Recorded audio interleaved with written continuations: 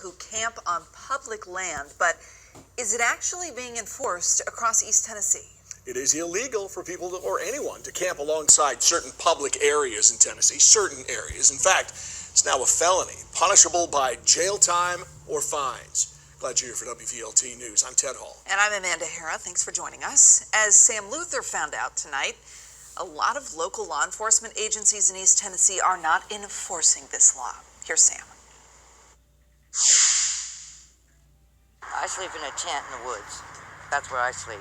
Terry McGuire has lived near this Merchant Drive laundromat for the last 5 years, where a nearby church feeds the homeless every Wednesday night. They welcome her with open arms. In downtown Knoxville, it's a different story. Every week, like a bunch of different homelesses just sitting around and make a big mess in this city. Avi Zanatti is the owner of Copita on South Gay Street. He says the constant presence of homeless people is bad for business. We need to be more radical.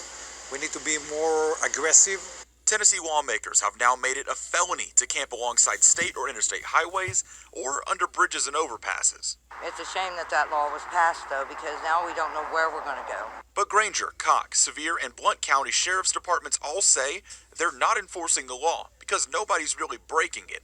In Knoxville, where there's a large homeless population, police say they haven't issued citations since the law passed, and lawmakers who gave this bill a passing vote say that's okay. Even when we passed the bill in the debate that we had on the Senate floor, we said it would be up to local law enforcement how they were going to enforce that or not enforce it. The lack of enforcement met with frustration from some. Nobody enforced this law. And gratitude from others, like McGuire, who's lived under a tent in the woods but has hopes for a better life. My dream is to get off the streets.